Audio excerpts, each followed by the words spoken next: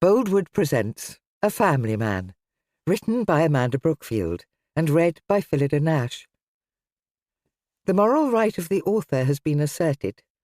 This performance is owned by Boldwood. 2001, Chapter 1. Released from the nose-to-tail traffic which had persisted since the Isle of Dogs, the taxi accelerated noisily across Tower Bridge. Matt sank farther into the beaten leather seat, tightening his grip around the edges of his briefcase.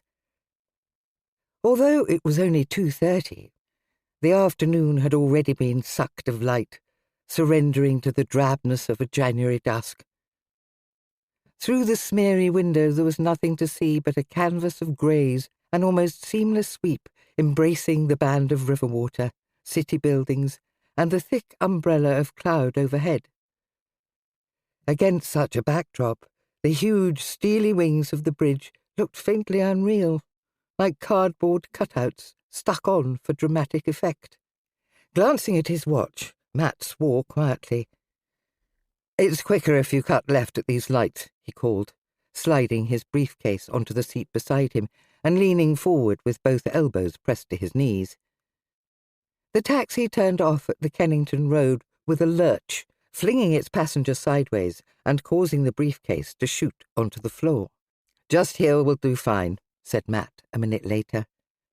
Judging from the traffic that it would be quicker to walk the last few hundred yards. He handed over £17, tapping his fingers impatiently while the driver wrote out a receipt. By the time he turned down the cul-de-sac that housed the red-bricked horror of a Gothic church in which his son attended nursery school, it was spitting with rain. On the church steps next to the billboard saying Bright Sparks Montessori, a couple of mothers were chatting while their children played tag on the steps.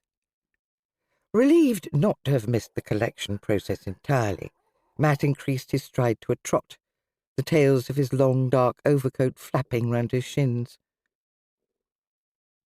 Joshua was standing in the doorway, his hand slotted firmly in that of the school's head teacher, Miss Harris. She was talking earnestly to a woman with a baby in a sling, her billowing flowery skirt exposing thick tights and wide knees. Joshua's new blue anorak was buttoned up to his chin, its too large hood pulled so thoroughly over his head that all Matt could make out of his face was the lower part of his nose and his mouth. "Josh," Matt called, all his irritation at having the Friday school pick-up so suddenly thrust upon him, dissolving at the sight of his 4-year-old son, so small beside the wide woman and the vast spires of the church looming behind. "Josh," he called again, more urgently, feeling a knot at the back of his throat, at the realization that the brown eyes peering from under the blue hood were looking for Kath, and had yet made no connection to the man in the overcoat jogging towards the church gates. Miss Harris spotted him first. "Ah, Mr. Webster, here we are at last. Sorry I'm late." Matt bent to scoop Josh and a creation of egg box and yoghurt cartons into his arms. "And how are you, little man?" "I made a ship." "A ship? Fantastic." "Where's Mummy?" "At the supermarket, I think. She asked me to get you for once. Let's go." "Oh, and Mr. Webster?" Miss Harris had almost closed the door when her ruddy-cheeked face appeared back round the side of it. "The parents' meeting is now at 11 next Friday, not 10, as I told Mrs. Webster. I hope that's still convenient." "Oh, I'm sure it is. I'll tell Kath." Having got to the bottom of the steps, Matt set Joshua down on the ground. "Come on, then." He held out his hand. "Where's the car?" "It's at home, or maybe with Mummy. So Daddy and Josh have to walk." "Car!" Josh wailed, hurling the word from the back of his throat with all the volume and energy which had made parenthood, the first 12 months in particular, enough of an ordeal for neither Matt nor Kath yet to feel tempted to repeat the experience. "Want Mummy," he sobbed. With theatrically perfect timing, The specking rain chose that moment not only to transform itself into fat, wet dollops, but also to adjust the angle of its fall from a gentle vertical trickle to a slanting barrage of what felt like vindictive ferocity. Matt opened his mouth to say "fucking hell," only to remember that his son had reached an age where mimicry of adults was a prime pastime. "Come on, let's run," he suggested instead, squatting in as friendly a manner as he could manage, given the inclemency of the weather, his rising ill temper, and the already visibly drooping egg boxes in his arms. "Please, Josh," he begged, inwardly cursing Kath for the unprecedented act of commanding him south of the river on a Friday afternoon when he had planned to catch up on his paperwork and go straight to the theatre from the office. Joshua paused, merely, as it turned out, to summon extra breath before raising the pitch of his protest to new heights. Matt cast an anxious glance up at the church, fearful that Miss Harris, or one of her band of pretty young assistants, might be judging this spectacle of failing parental control through a slit in the door. "Now calm down," he commanded, exasperation making it impossible to sound calm himself. "Okay then, Dad will run." He crammed the artwork into his briefcase, hoiked his son back up into his arms, and set off at a gallop for home, gritting his teeth against the awkwardness of his load. Only at the sight of their 3-bedroomed terraced home, set in the middle of a long line of Georgian houses in various states of repair and dilapidation, did Matt slow his pace, by which time his eyes were so full of rain he could hardly see, and Joshua was jigging round his hips with all the glee of a jockey approaching a finishing post. "There now, not so bad, was it?" Breathing heavily, Matt leaned against the door to recover, while Joshua shouted through the letterbox. When there was no response, Matt found his own keys and let them in. Given their dripping state, it seemed a reasonable idea to have a bath. Josh, used to having to wait until after tea for this most precious time of day, was so excited at the news that he rushed upstairs still in his coat and muddy shoes. Dropping his keys onto the hall table, Matt slung his coat over one of the 2 laden hooks wedged behind the door, frowning absently at the amount of clobber apparently required by a family of 3. He felt a familiar stab of longing for the early echo of emptiness when he and Kath had moved in 5 years before, when their possessions were too few to fill every room, when the paint smelt fresh, and the stripped floorboards gleamed with varnish. Coming from a cramped flat in Shepherd's Bush, the Kennington house had felt huge, full of possibilities, a wonderful blank sheet waiting to have its identity splashed upon it. That such an identity was to include a child had come as something of a surprise. Only 4 months after moving in, Kath, who hadn't had periods since an anorexic phase in her teens, and who had feared that recent bouts of exhaustion and nausea might be heralding the onset of ME, discovered instead that she was 12 weeks pregnant. The clutter had started then, with the investment in Moses baskets, breast pumps and prams, a mere taster for the paraphernalia of toddlerhood and all the more sophisticated gadgets of the fully mobile child. Matt had waved gleeful farewells at stair gates and baby walkers, only to find them replaced by trikes, trucks, and large items of plastic weaponry. Finding nothing of interest among the morning's post, Matt dropped the envelopes back onto the hall table, next to a vase of weary-looking flowers. He stretched and yawned deeply, running both hands back through his wet hair. Momentarily forgetting his excursion to the barber's that morning, he was surprised to feel how little there was to get hold of, and stooped to reassure himself of his appearance in the hall mirror. Kath would like it, he was sure. She had a thing about short hair on men, particularly men with slightly receding hairlines, and not as much to boast about on top as they would have liked. It made him look older, but more sophisticated too, more modern even, he decided, flexing his eyebrows and noting with mild surprise that the brightness of his eyes betrayed none of the exhaustion he felt inside. Before turning away, he cast a scowl of dissatisfaction at the rest of his reflection, thinking, as he always did, that being in proportion was at least some consolation for never having quite reached the magic milestone of 6 foot. Kath in heels was easily as tall as him, but then Kath was a particularly tall lady, eyes level with his chin, even in her bare feet. Upstairs, promising tap noises had been superseded by an ominous silence. Arriving out of breath at the bathroom door, Matt was relieved to find his son neither imperilled nor visibly wetter than before, but sitting on the white-tiled bathroom floor, tugging crossly at the zipper on his coat. Next to him the bath was full, but by no means overflowing. "Good boy, well done!" Matt knelt down and tried to intervene with the zip, which had caught a wedge of material in its teeth. "Just do it!" "But Daddy can—" "Just do it!" "Fine, Josh do it." Matt sighed and began peeling off his own clothes, dropping them into a heap behind the door, and then crossing to the loo to pee. "Daddy's Willie," remarked his son, pointing. "Yes, which, like Daddy, is getting in the bath. But not Josh, because he won't let Daddy help with his clothes." Seeing this observation induce a distinct tremble in the lower lip, Matt executed a comical jumping entry into the water by way of encouragement and diversion. A moment later he was back out again, skidding on the wet tiles and emitting a string of unfatherly profanities. Joshua, who assumed such eccentric behaviour was to be all part of the afternoon's entertainment, clapped in appreciation. "It's cold, Josh, cold, bloody icy, bloody hell!" "Mummy says only touch the green one."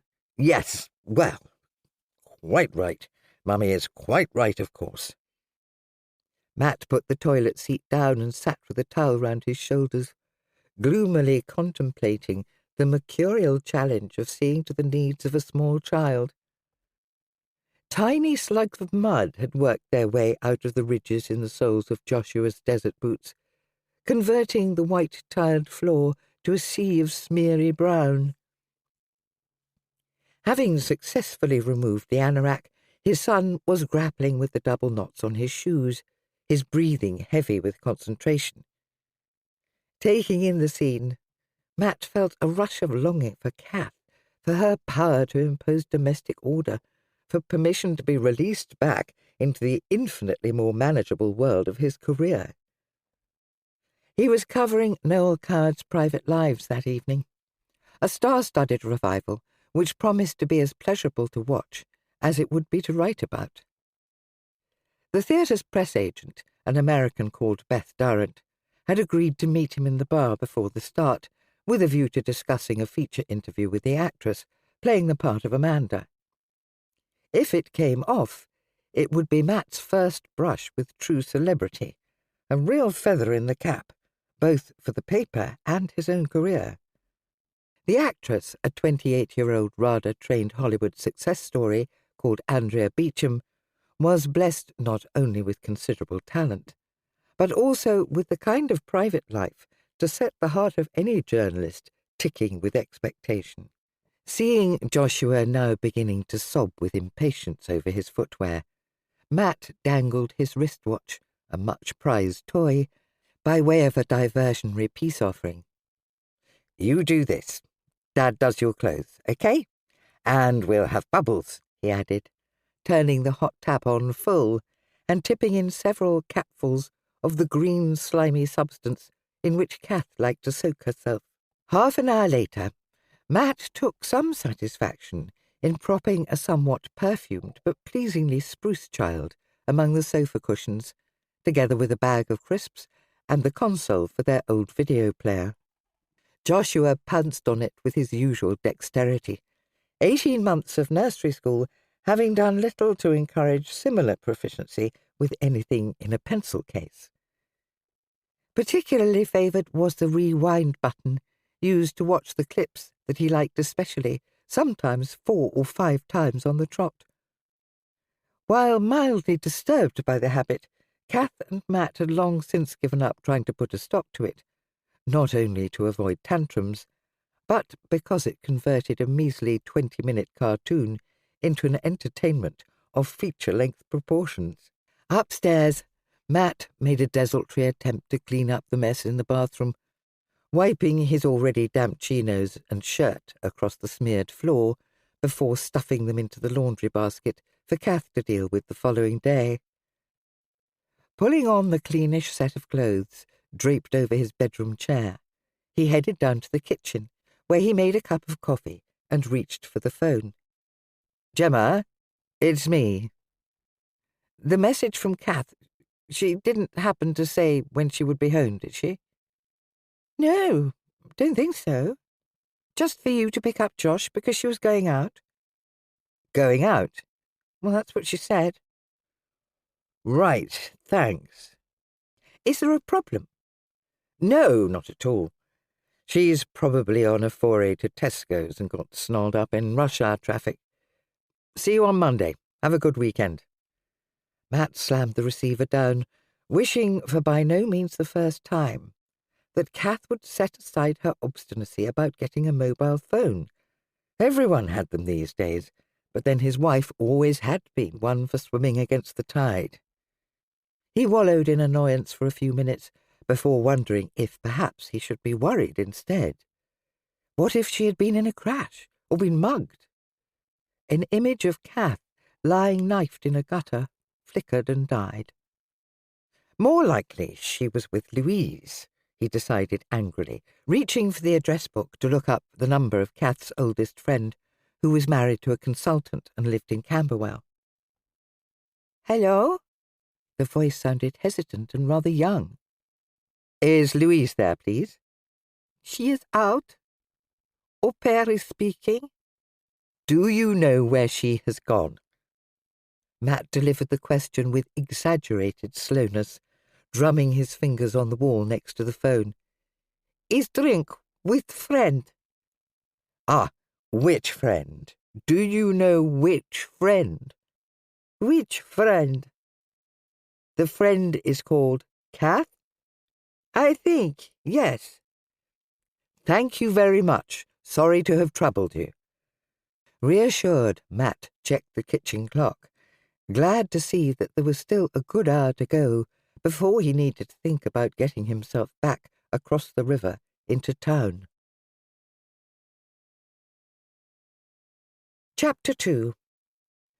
Seated in the Aldwych a couple of hours later, Matt was reminded of why he had allowed his once broad journalistic interests to be streamlined into the narrow, less lucrative field of theatre criticism. The production was even better than he had dared to expect.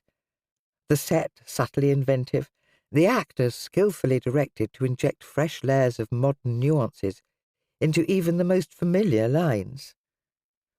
While not as outrageously beautiful as her publicity photographs suggested, Andrea Beecham was undeniably compelling, showing an impeccable precision in her timing and quite unafraid to use the silence between the words as much as the words themselves.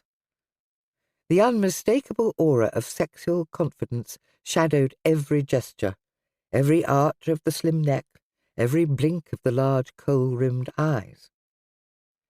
Pitifully unprofessional though it was, the thought of talking in person to such a creature made his heart pound. Leaning forward slightly, he cast a glance at the strong profile of the press agent, Beth Durrant, seated a few yards to his right, a 40-something blonde with big hair and a soft voice. While producing no concrete results, their talk before the start of the play had gone well.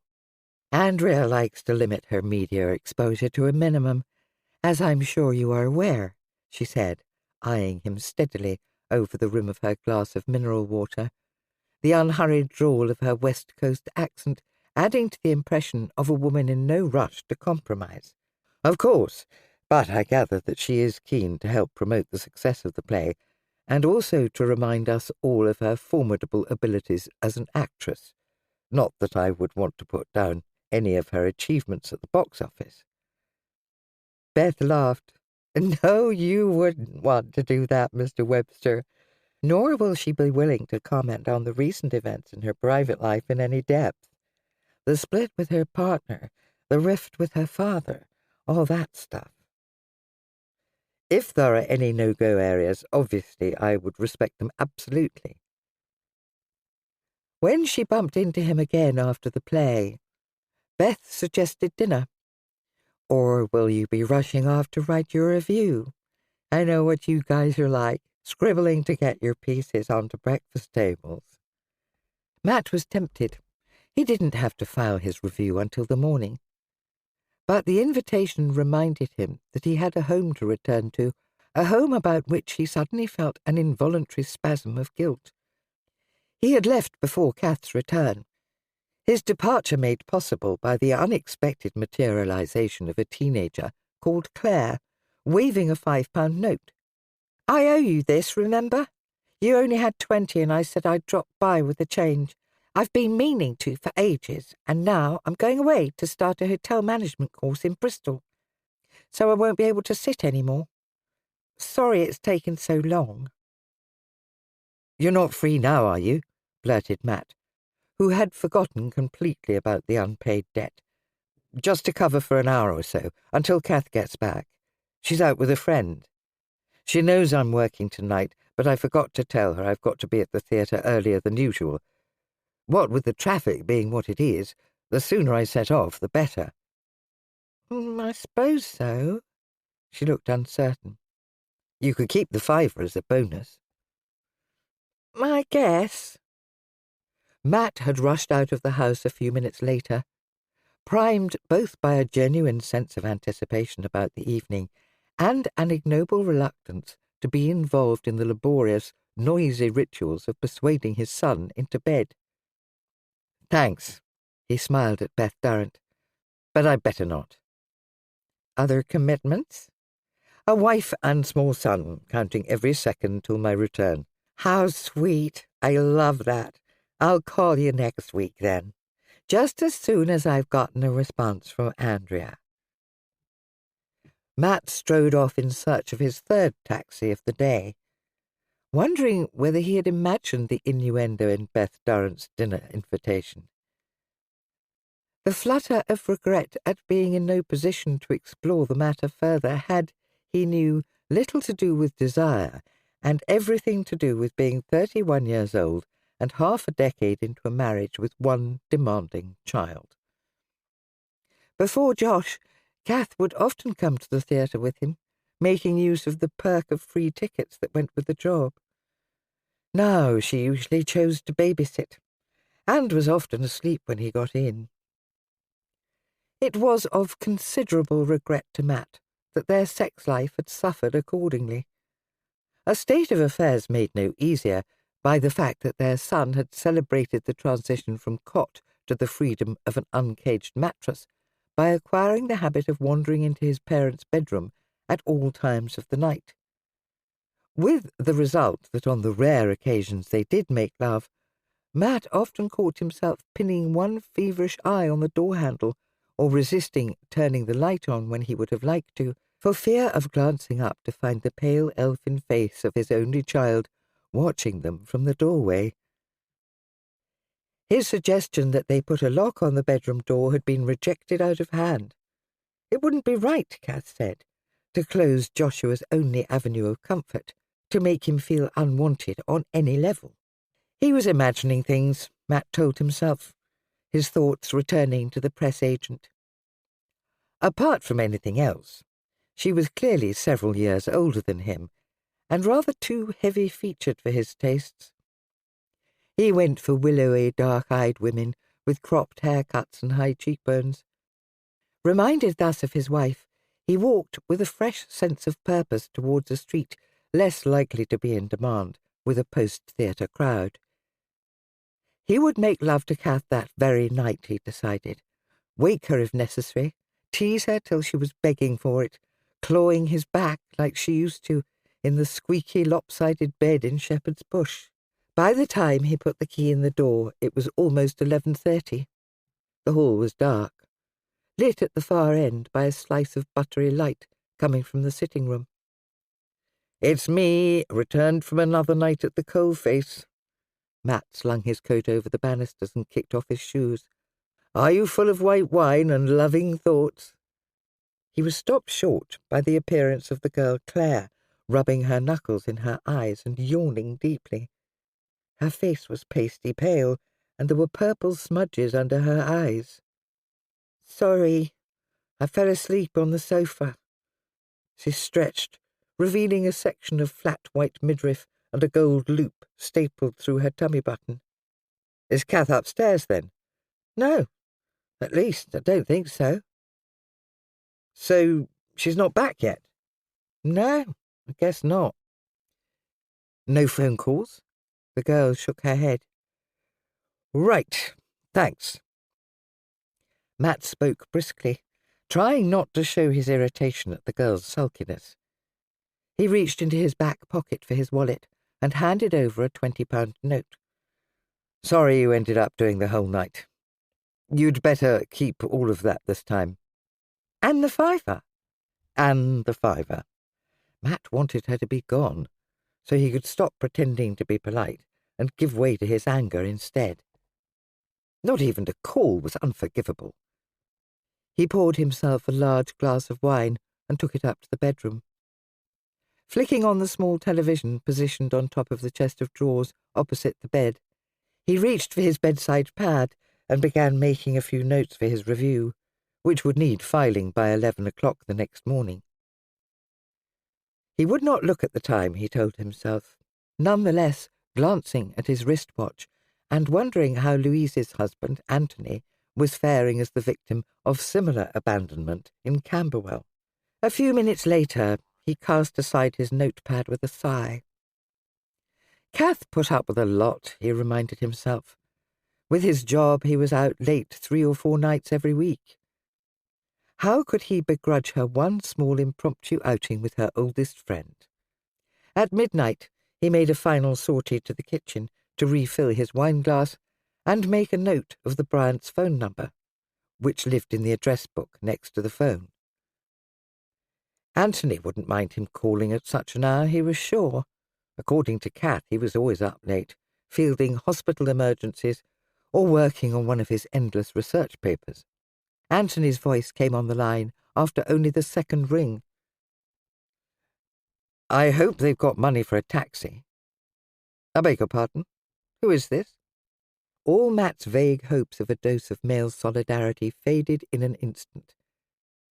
Instead, he remembered in a rush the extent to which he did not like Anthony, with all his medical pomposity and studied air of academic gravitas. "Anthony, sorry, I know it's fiendishly late. It's me, Matt Webster. I was just ringing to ask if you had any news of our errant wives. Kath hasn't got a mobile, so I—" He was prevented from continuing by a burst of puzzled laughter. "Louise is fast asleep upstairs." It was Matt's turn to laugh, but with diminishing conviction. "But they went out together. If Louise is back, then Kath presumably is." "Hold your horses. Louise had a bridge evening round the corner. She got back hours ago." "But your au pair said she was with Kath." "Which confirms that the girl's a Slovakian imbecile with the language skills of a 5-year-old.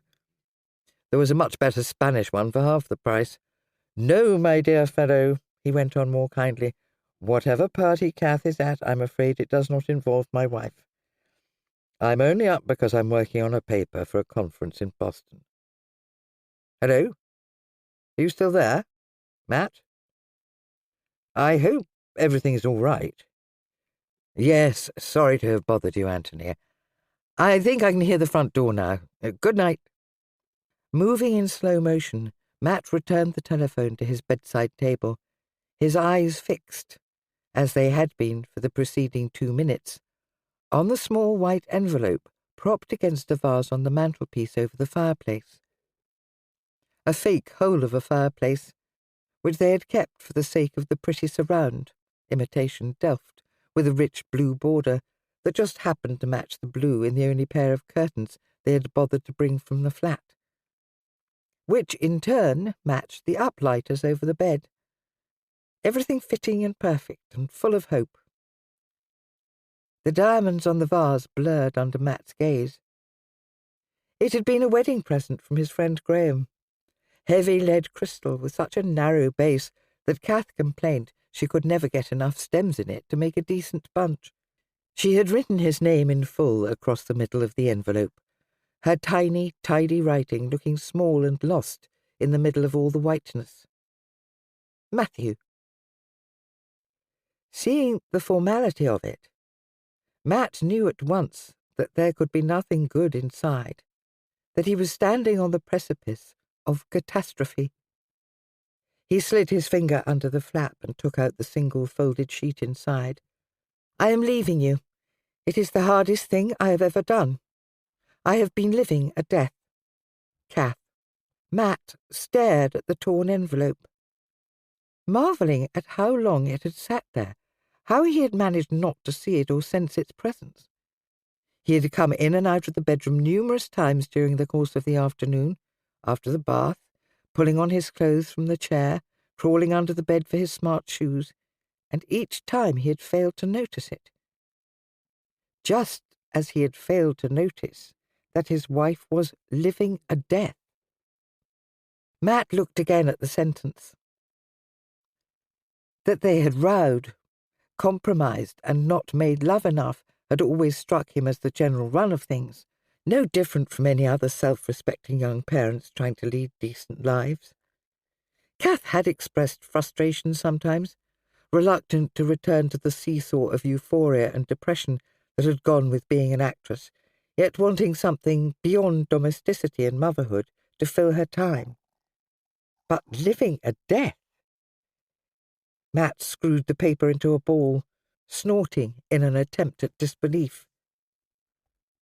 It wasn't until he got up and opened the wardrobe doors and saw the half-emptiness inside that he experienced the first rush of anger, so strong that he could taste it, a thick, gagging, metallic taste that made it hard to breathe. Living a death! How dare she wipe out 6 years with one such outrageous sentence, without giving him a chance to argue his part, to sort it out? He kicked the wardrobe door shut with his bare foot, so hard that it swung open again, while the score of empty metal coat hangers chimed in protest. Numbed by shock, it was a little while before he thought of Josh. Then he was across the landing in 3 strides, a part of him fully expecting to find the small wooden bed unoccupied. On seeing the skinny frame of his son spread-eagled peacefully on his back, one leg thrust out of his duvet, his pyjama top rucked up round his rib-cage, Matt froze in the doorway, suffused with a terrible confusion of tenderness and terror. He was breathing heavily, one thick clump of hair plastered across his forehead. Stroking the hair away, Matt bent over and softly kissed the patch of skin underneath. Standing upright again, he felt momentarily reassured. Not taking Josh meant she would come back. Of course she would come back. Then he remembered the empty coat hangers and felt less sure. Back out on the landing, he became aware of a strange groaning noise. It took a few seconds to register that it was pushing up from somewhere inside his own chest. He lurched back into his bedroom and quietly pressed the door shut, before daring to open his mouth and release the sound. Turning out the light, he groped for the bed and lay flat on his back, his throat bumping, his tears spilling down the side of his face, cold in the warm crevices of his ears. Chapter 3. Some plays are like old friends, loved as much for their innate qualities as their sheer predictability. We expect to be pleased but not surprised, entertained but not shaken. Taking my seat at the Aldwych in such a frame of mind for the latest revival of Noel Coward's Private Lives, it was therefore thrilling to find that the erstwhile enfant terrible of the West End Theatre, director David Travis, has somehow pushed both the packaging and subtext of this national treasure to new heights. Matt stopped typing and rubbed his eyes till a palette of vivid yellows and pinks filled his vision. The terror that had descended in the doorway of his son's bedroom was with him still, bulldozing through his concentration, stilting his usually fluid style, making the target of 500 respectable words even harder than usual. He would have to talk to his boss, Oliver Parkin, he realized. Tell him what had happened. Beg for some time off. His heart galloped. If Kath did not come back, he would need help, childcare on a regular basis, for hours every day, evenings too. It was 5:30 on Saturday morning. He had slept for 1 hour, maybe 2, his mind in a wretched state of vigilance over both the mayhem of his own reactions and any creak suggestive of a key turning in a door. Mothers did not leave their children. Kath would relent, he was sure. She was punishing him, making him see what it was like to be alone all day with a child, teaching him a lesson which, through his hurt and anger, Matt knew he would be able to forgive, in part out of sheer desperation, and in part because he had the grace to recognize an element of justification to the reasoning behind it. The bounce of relief with which he kissed his wife and son goodbye in the mornings, the latter splashing through breakfast cereal, already bellowing and demanding, was not something of which he was proud. Early zeal to share bottle and nappy-changing duties had quickly waned. He never seemed to manage it as well as Kath anyway, all fingers and thumbs. Besides which, as Kath herself agreed, working in an office all day and out so many evenings, he needed his sleep. Through the window next to his desk, dawn was breaking over southeast London, an insipid light seeping through the thick cloud like the dim glow of a lamp in fog. Below lay the 20-foot square of muddied grass which passed for a garden, surrounded on all 3 sides by other similar squares, each marked by a rough assortment of walls and fences, in varying states of disrepair. In the distance were tree-tops and a greenish bulge that was the dome of the Imperial War Museum, once a common destination for their Sunday walks with the pram, not because of an interest in military memorabilia so much as the need to have something to aim for, some purpose other than the grueling challenge of persuading their son to sleep. Matt blinked, resting his attention back to the words on the screen in front of him. Andrea Beecham as Amanda is a revelation, capturing both the flirtatious scheming and the beguiling vulnerability of the character in a way that highlights the ultimately tragic push and pull of the plot. We hate what we have and long for what we have not. What had Kath longed for? And who with? The possibility that his wife had deserted him for another man was a scenario that Matt still found hard to consider head-on, even in the private turmoil of his own mind. He could not shake the belief that he would have had an inkling of such a truth, or at least be able to look back with grim hindsight and pinpoint the signs. But, as Kath herself had joked once or twice, mothers of young children simply did not have enough time to conduct affairs. It was only on Fridays that Josh did a full day at nursery. For the rest of the week it was just 3 hours each morning. 3 or 4 nights out of 7, Kath babysat while Matt went to the theatre. The other evenings they spent together. If ever his reviewing took him out of town for a night, she was invariably there when he called home.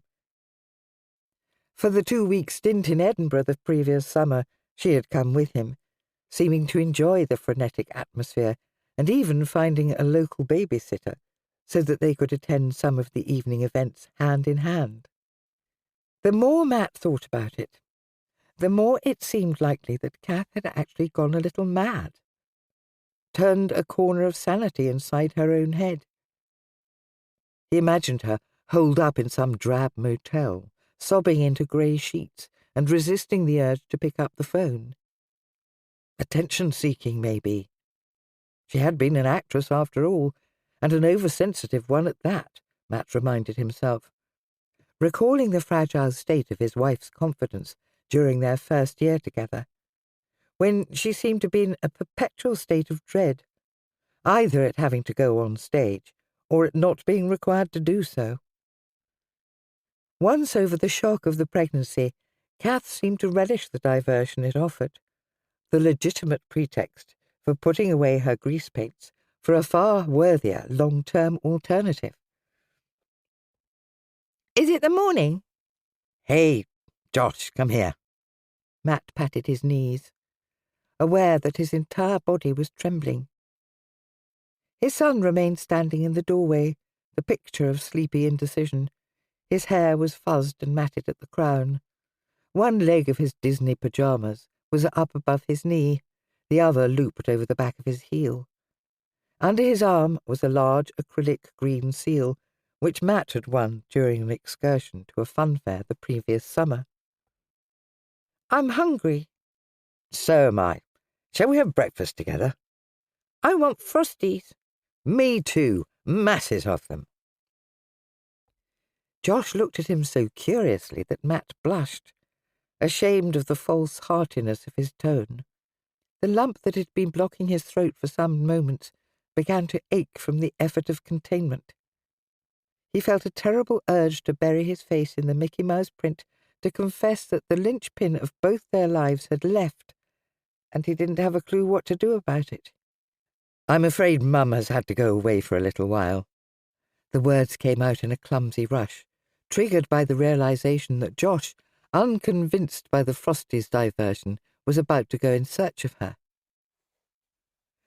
"But I want Mummy," he replied stoutly, as if the very fact of this requirement was enough to ensure its fulfillment. "I want Mummy too," said Matt, his mouth so dry he could feel his gums sticking together. "But she has had to go away for a special holiday. Mummies do that sometimes, you know." "Why?" "Because they need to rest." "I'm going to feed Spotty," Josh shouted suddenly, rushing from the room. "Spotty likes Frosties." Matt listened to the tiny feet pounding down the stairs with a heavy heart, grateful for the small reprieve. Spotty was a hamster given as a 4th birthday present by Matt's father, and so lovingly man-handled that every day of its survival seemed a minor miracle. "Not too much. It's bad for him, remember?"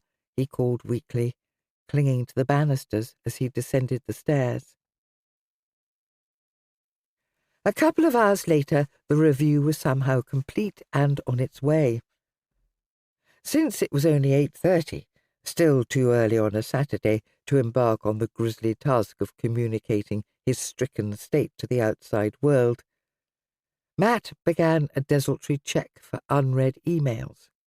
His postbox was empty, apart from a circular of a message from his old friend Graham Hyde, a successful city trader and net addict who had recently rented out his 2-bedroomed flat in Borough and moved to New York. "Colleague taking bets on the Super Bowl. Giants or Redskins. Serious money to be made. Any takers?" Matt stared at the screen for a while, contemplating the possibility of a reply that encompassed both a refusal of the offer and the mention of the fact that he appeared to have been deserted by his wife. Graham and Kath had never got on very well, Graham being too much of the man's man, beer-drinking breed for her taste. By the time Matt introduced them, Graham already had one failed marriage behind him and was back in full swing as a well-heeled bachelor, betraying few signs either of emotional damage or of the inclination to repeat the experiment with another woman. While Kath obstinately refused to acknowledge them, Matt had always been vividly aware of Graham's multifarious charms. A successful product of a classic English public school, He possessed an enviable self-confidence, an infectious conviction that no obstacle in life was ever insurmountable. He was also good-looking, with a naturally elegant physique, a sweep of strawberry blonde hair, and a smile to trigger caution in the hearts of alert females. Balance in the friendship had always been provided by Matt, being by far the cleverer, an attribute for which Graham showed open respect, and over which Matt knew he concealed his own private well of envy. With Kath's antipathy, and the fact that Graham was never with one woman long enough for serious cross-couple relationships to be established, Matt had long since given up trying to integrate him into the web of his married life. Instead, Graham had gradually replaced Kath as an irregular but excellent theatre companion, lighting up many an evening when Matt might otherwise have felt lonely or uninspired.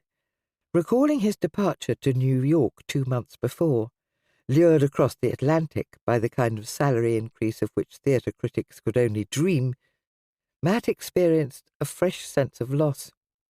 He could have done with some of Graham's humour now, some of that steely self-belief with which he rode out his own personal crises. By 9 o'clock, the telephone could no longer be deferred. Josh, full of cereal, and propped among the pillows in front of his parents' television, had committed the unprecedented act of falling asleep again, the green seal tucked up under the duvet on Kath's side of the bed. "Oliver, sorry to interrupt your weekend." In the background, Matt could hear sounds of crockery clashing and general merriment. "No worries. How was last night?" His boss sounded as if he had a mouthful of food. "Hang on. I'm walking into my study. The 13-year-old had 4 friends to stay the night, birthday treat. Better than a disco, Pat assures me. But the house is like a zoo." "Last night was fine, excellent, in fact. I've already written it up. I'm ringing about something quite different. Because, well, the fact is, it looks as if Kath has left me." There was a moment's silence. "Left you? You mean just walked out?" "That's exactly what I mean. And Josh. She's left Josh." Matt had to fight to stop his voice breaking. "Gone. Don't know where. Some silly note saying nothing. The thing is, it could just be a, bad patch sort of thing. It's hard to be sure because, to be frank, this has come right out of the blue. What I'm trying to say, Oliver, is it looks as if I might need a little time off to sort things out. If I could perhaps take a week, even if Kath does get in touch." "Take 2 weeks, for God's sake, Matt. Take 3 if you need to," he added, with his usual reckless generosity. "We'll manage, I'm sure. And I'll do my best to square it with the powers that be. It will probably all blow over soon enough. These things normally do. In the meantime, if there's anything Pat or I can do, anything at all—" "That's very kind," murmured Matt, feeling a surge not only of gratitude but of envy for his employer, who lived in a splendid detached Edwardian house in Hampstead, with a loving wife and 4 teenage children. 2 decades older, he was a loud, bear-like man who wore ridiculous bow ties and was universally admired for his sparkling, florid prose. 10 years previously, he had written a controversial biography of an American playwright, which had earned him international critical acclaim and many thousands of pounds. Hearing his voice, the background hubbub of the sort of normal family life to which he himself had once aspired, Matt felt a fresh wave of desolation. "Things will work out, of that I'm sure. Keep me posted, won't you?" "Of course." Calling his father was harder. Matt clenched the phone as he delivered his news, knowing there would be no pussyfooting around, that his father would cut to the heart of things in that brusque, unsentimental way he had of dealing with life's pitfalls. "What do you mean, she's gone?" Just that. A note, no explanation. Bloody hell. Kath could be flaky, but has she got someone else? I don't know. She doesn't say. I don't even know where she is. Well, what does she say? Matt hesitated, unable quite to bring himself to quote the phrase at the heart of the note. Just that she was unhappy. Well, we're all bloody unhappy, aren't we? That's the human condition. But it doesn't give you the right to go marching out on each other without so much as a by your leave. As always, when he was in a state of high excitement, his father's Yorkshire accent, which 30 years of working in the South as a research engineer in the aviation industry had almost drummed out of him, grew much more pronounced. You poor sod, Matt. I'm so sorry. Do you think she means it? I mean, have things been that bad between the pair of you? I don't know. I mean, no. Things had not been that bad, at least not as far as I was aware. Don't tell me you don't know if your own wife was unhappy. If she was, she didn't tell me. Christ, Dad, I don't know. I thought we were okay. Up and down, maybe, but okay. And how does she think you're going to manage? That's what I'd like to know. Oliver Parkin, my boss, has been very kind, told me to take some time off. Matt paused, aware that his voice was shaking. Hopefully Kath will get in touch soon and we can sort everything out. I'm sure she will. Because of Josh, if nothing else. Because of Josh, Matt echoed with more conviction than he felt. She's got this friend, Louise. I'm going to phone her next. See what I can find out. She's bound to know the whole story. He bit his lip so hard he tasted blood. To be honest, I'm still a bit... I just can't believe that she would... He broke off, unable to complete the sentence. Of course you can't. It's bloody shocking. Do you want me down there? I could come and help out for a bit. Thanks, Dad, but no. I'll be all right for now. Matt put the receiver down, wishing that he was 13 instead of 31, with no responsibilities beyond the chore of homework and avoiding trivial humiliations in the playground. Life had known no shadows until the death of his mother from cancer in his late teens, a process so drawn out, so pitted with hospital visits and stages of fragile remission, that some edge of shock had been removed from her actual loss. Putting the experience behind him had been greatly aided by the fact that Dennis Webster had always been one of the rare breed of fathers who managed to involve himself in the woof of his only son's daily life, swimming galas, trips to museums and castles, afternoon concerts and sporting fixtures. No childhood event was without the image of Dennis's mustachioed, stalwart figure in the background, often silent but unrelenting in his support. Having for years taken such attentions for granted, seeing them as his God-given right, Matt had found the early odyssey of his own fatherhood something of a shock, particularly the realization that such a sense of commitment did not always come naturally, that resentment and love could be so confusingly intertwined. As if to remind him of such difficult truths, Josh chose that moment to surface from among his parents' bedclothes, hollering with rage at the temporary misplacement of his favourite toy and the vague recollection of some deprivation connected to the unfathomable order of the adult world. Matt hurriedly left the study, calling nonsense comforts that he did not feel, sick at heart for what the future might hold. Chapter 4. Louise stroked the mascara brush through her upper lashes, watching with some satisfaction as they thickened and separated, bringing an added lustre to her greeny-blue eyes. Her hair, freshly washed that morning, had blossomed under the recent attentions of her heated hairbrush, its honey blonde making a striking contrast to her new mohair polo neck. Instead of the old padded jacket usually reserved for excursions to the park, she would wear the sheepskin coat Anthony had given her for Christmas, she decided, together with her new brown suede boots, bought on a sales shopping spree with her mother the week before. It felt important to look good, to present an attractive front in the face of crisis. Outer composure helped the threat of inner turmoil. Like breathing regularly through contractions, it gave one something to focus on, some rhythm for the chaos of pain. Before getting up from her dressing-table stool, Louise gave several quick squirts of perfume to her wrists and neck. Beneath the shock and the very real desire to be of whatever help she could to poor Matt and little Joshua, she was aware of the tremor of other, less selfless emotions.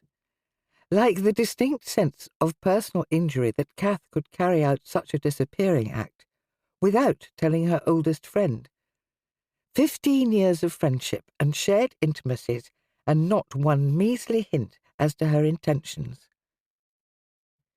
On the other hand, a small, ugly part of her was enthralled. It was not every day that one's closest friend deserted a husband and child, let alone without notifying a soul, not even her own parents, according to Matt, of where she was going, with whom, or why. Such wickedness, such audacity. From Kath, of all people, Kath, who lived in perpetual terror of what the outside world thought of her, who had spent most of their school days and the decades since moaning to Louise about dissatisfactions without ever giving the remotest hint that she was capable of committing a visible rebellion against anything. Louise closed her eyes, trying in vain to imagine a desperation large enough to encompass abandoning her own offspring, a boy and girl of 6 and 8, to fend for themselves with their father and a string of nannies. As it happened, Anthony had a happy knack of being endearing when it mattered, like whisking her off to Prague when she'd been so depressed about her 30th and needing no persuading, as some of her friends' husbands did, as to why a non-working mother should require paid help to look after children. A choice not open to the cash-strapped Websters, Louise reminded herself, bending down to pull on her boots and sighing at the recollection of Kath's occasional complaints on the subject. She arrived in the park with both children in tow almost 20 minutes early. Though sunless and grey, the air had none of the icy dampness which had made many similar excursions so gruelling since the start of the new year. Thankful that her offspring had reached the age where playgrounds required supervision but not much manual assistance, Louise sat on a bench and scanned the various tarmac paths circling the recreation area. Behind her, a couple of teenagers on rollerblades were chasing pigeons into the trees, while on the stretch of muddied grass next to the playground, some hefty men were kicking a ball to each other, cigarettes wedged in their mouths, the change jangling in their pockets.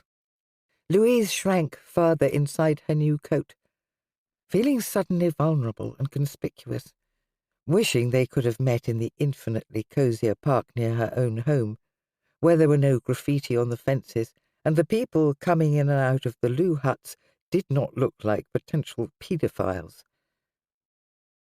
They had to meet somewhere within walking distance of his front door, Matt had explained, sounding desperate, because Joshua needed fresh air and Kath had taken the car. Which was really rubbing salt in it, mused Louise, switching her attention from her surroundings to her boots, one of which had acquired an unsightly scuff mark across the toe. "Thanks for coming." "Oh, Matt, there you are. Poor you." Louise flung her arms round his neck, wanting suddenly to cry at the sight of him, looking so pale and hollow-eyed, the collar of his coat up round his ears. Poor you," she said again, sucking in her cheeks as Josh trotted over to join her own two on the slide. "What on earth have you told him?" "That mummies need holidays," replied Matt grimly, thrusting both hands into his coat pockets and slumping down on the bench next to her. "I'm hoping you can give me some answers, Louise, because I'm fucked if I know what's going on." In spite of having had all of Saturday and half that morning to consider the drama, she had thought of little else throughout their dinner party the night before and the ritual of helping Anthony pack for Boston that morning. Louise found herself at a momentary loss for words. The feelings of the man next to her were so raw, the suffering etched so visibly and deeply into his usually amiable face, that she felt quite unequal to the occasion. "She said she was living a death, Louise. Those were her exact words. God knows, there were few enough of them. So what I would most like to know is whether this state of abject misery was something she confided in you.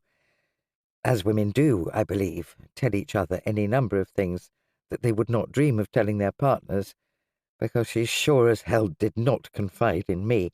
And if, as I suppose, inevitably, there is, as they say, someone else, a third party in this little sordid domestic malfunction, I would be most grateful if you could give me some history of the relationship's beginnings and likely progression, and maybe even an indication of her possible long-term plans with regard to our son."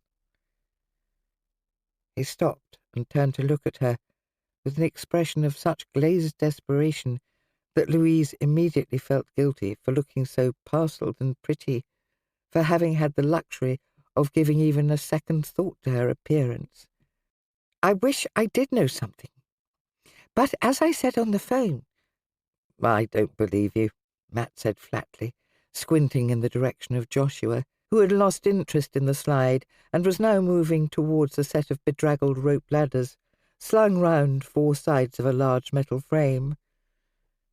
Louise, following the line of his gaze and experiencing some concern at the thought of Joshua's small limbs, grappling with so advanced a piece of apparatus, caught herself wondering about Matt's competence as a single parent. He hadn't exactly been the hands-on type, at least not when Kath was around, which was the only time she ever saw him. "I don't believe you," he said again, pressing his lips together. "Honestly, Matt, you've got to. I'm as baffled as you are." Joshua had reached the lowest rung of one set of ladders and was swinging on it. Several feet above him, a group of sullen teenage girls were sitting in puffer jackets and short skirts, their bare knees and thighs bruised with cold. "So she wasn't having an affair?" "If she was, she didn't tell me. The only thing that I—" "Yes?" Louise hesitated, fearful of his eagerness. "I was just going to say that, if I really think about it, I knew she wasn't happy, not really. But then Kath never was, not deep down, even when we were a lot younger. Well, I'm sure you know she never exactly got on with her parents.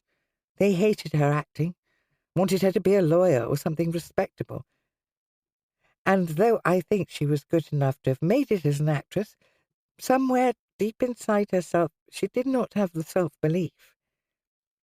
And I know she found the whole baby thing hard, feeling so sick right through her pregnancy, being in labour for 2 days solid, and then having all that trouble with Joshua not sleeping.